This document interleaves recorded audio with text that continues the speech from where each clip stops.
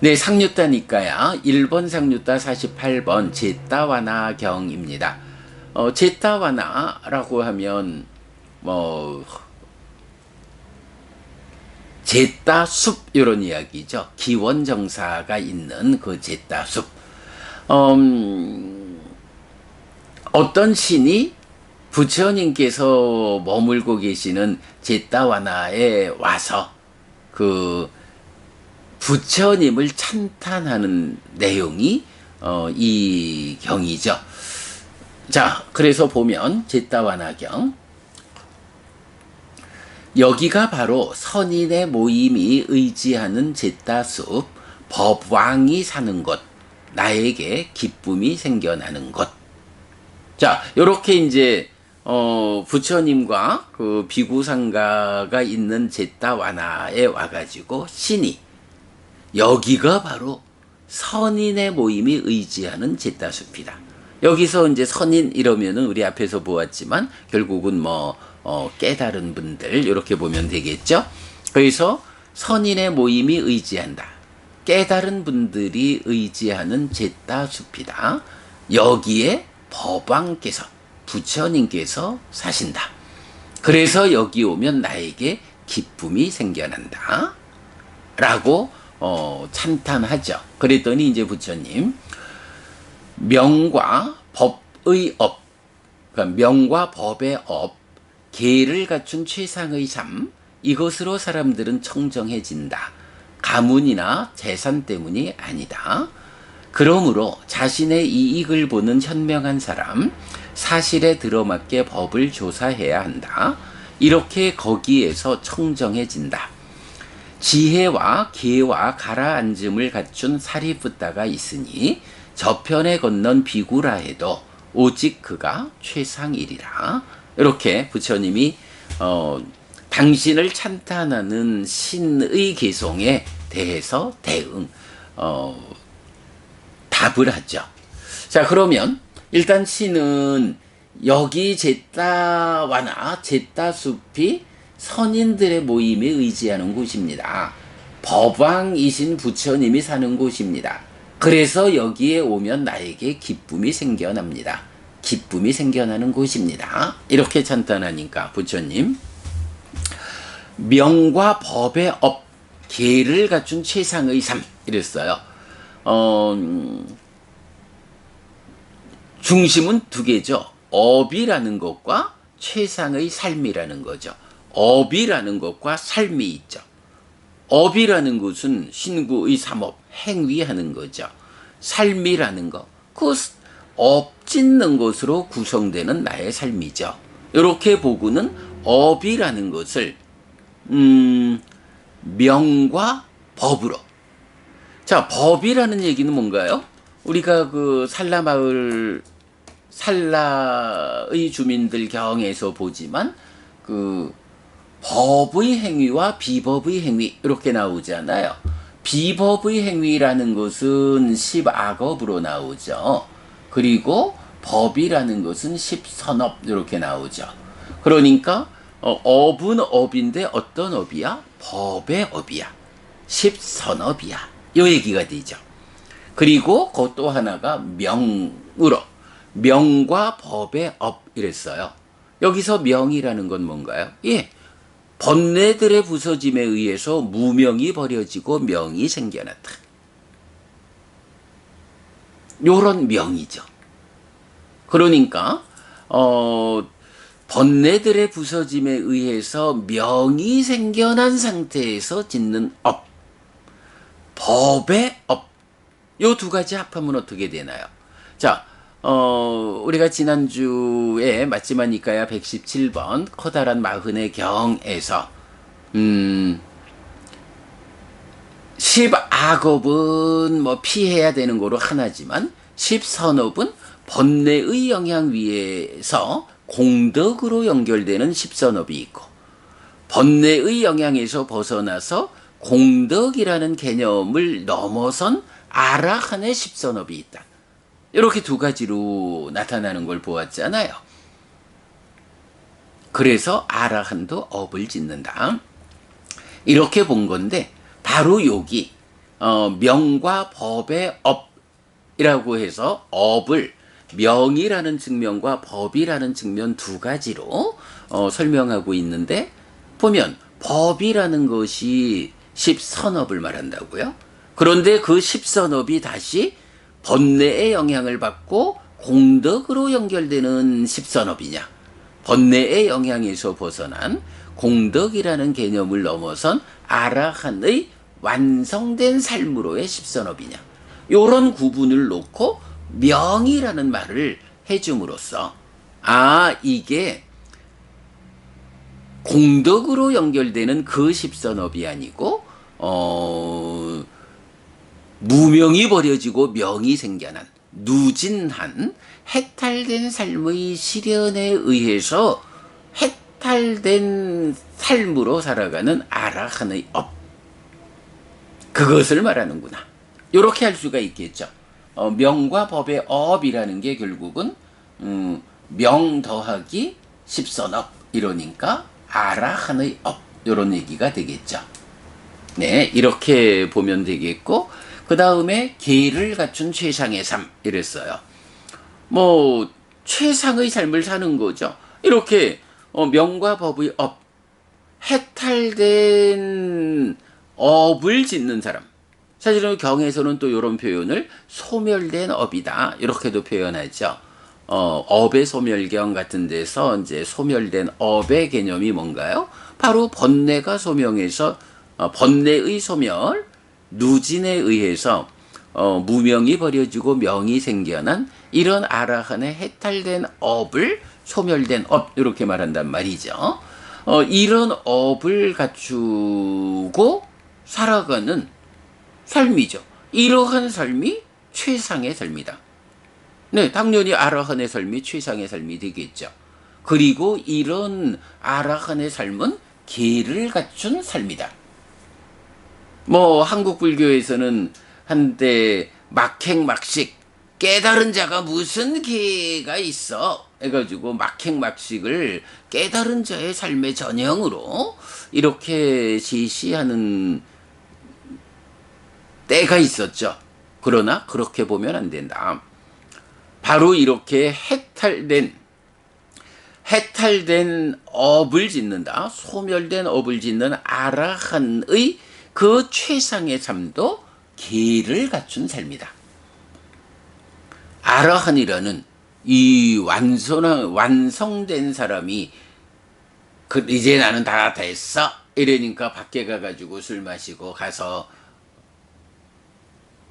여자 만나고 뭐 이런 식으로 산다 하면 그 완성된 삶, 해탈된 삶을 살아가는 그를 보고 누가 나도 저런 아라한을 뒤따라야겠다 라고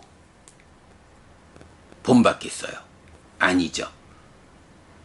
해탈된 업을 짓는 이 아라한의 최상의 삶은 잘 정돈된 질서 있는 삶이다. 계를 갖췄다. 뭐 계라는 거 우리가 질서라고 해석하고 있죠. 이렇게 아라한의 삶은 질서로운 삶이다. 이것으로 사람들은 청정해진다. 가문이나 재산 때문이 아니다. 바로 이런 업, 이런 삶을 실천하는 이런 사람들이 청정해지지, 이게 뭐 어떤 가문에서 태어났느냐, 얼마나 재산이 많느냐, 이런 것 때문에 청정해지는 게 아니다 라고 말하죠. 자, 그러므로 자신의 이익을 보는 현명한 사람, 사실에 들어맞게 법을 조사해야 한다. 이렇게 거기에서 청정해진다. 자, 현명한 사람이 어떤 사람이다 라고 말하냐 하면 자신의 이익을 보는 사람, 이런 표현하죠.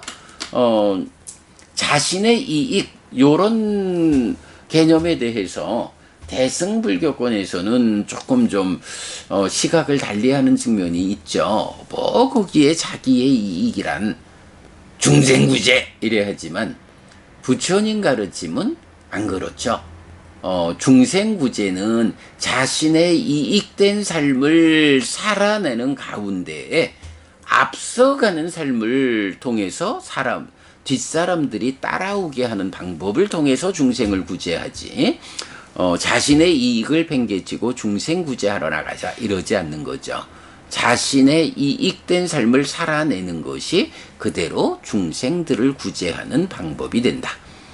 그리고 우리가 이제 제사라는 말, 오랫동안 나에게 이익과 행복을 가져오는 행위 이렇게 해석하고 있고 뭐 경이 말해주고 있잖아요. 바로 이런 이익과 행복, 자신의 이익과 행복을 보는 사람이 현명한 사람이다. 이렇게 현명한 사람들은 사실에 들어맞게 법을 조사한다. 법을 조사한다. 이것이 옳고 이것은 그르다. 이것은 십악업이고 이것은 십선업이다.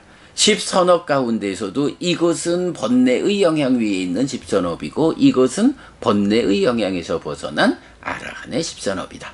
뭐 이렇게 삶 자체를 조사하는, 그리고 그렇게 조사하는 거기에서 청정해진다. 뭐 기본적으로 명과 법의 업, 해탈된 업에 의해서 계를 갖춘 질서로운 최상의 삶을 사는 아라한, 이런 아라한이 있으면 아라한으로 살아가는 삶 자체가 청정한 삶이고 사실에 들어맞는 삶이고 자신의 이익을 보는 현명한 삶이고, 요런 한 측면이 있고, 또 한면으로는 어제도 우리가 상세한 포살경에서 보았지만 아라한을 본받는, 아라한이라는 완성된 삶의 자리가 있어야 그것을 보고 뒤따라 그러니까 본받아 뒤따르는 사람들이 있는 거죠.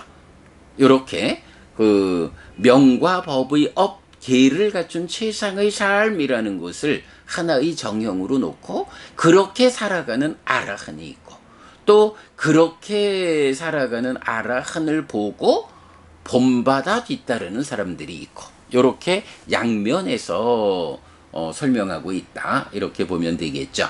자, 그러면서 이제 마지막 개성은 지혜와 계와 가라앉음을 갖춘 사리푸따가 있으니 저편에 건넌 비구라 해도 오직 그가 최상이리라 라고 했어요. 이렇게 명과 법의 업으로 계를 갖춘 최상의 삶을 사는 아라한들이 있어. 이 아라한들을 달리 말하면 저편에 건넌 비구, 이편에서 저편으로, 중생들의 삶의 영역에서 열반으로 이렇게 건넌 비구 아라한이라 해도 그 아라한들 가운데 최상이 되는 아라한은 누구냐라고 하니 사리푸따가 있다. 이 사리푸따가 누구냐?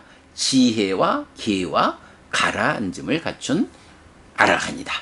이렇게 해서 뭐 부처님 상수 제자인 사리푸따와 마하모칼라나, 그 중에서도 사리푸따 존자에 대해서 늘 으뜸되는 제자로 찬탄하고 있죠.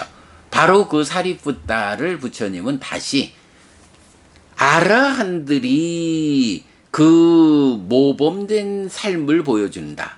그런데 그 아라한들 가운데서도 으뜸되게 정말로 기준의 기준이 되는 이런 아라한이 있으니 사리푸따다. 많은 아라한들, 저편에 걷는 비구들이 있다 해도 그들 모두의 으뜸되는 자는 사리푸따다.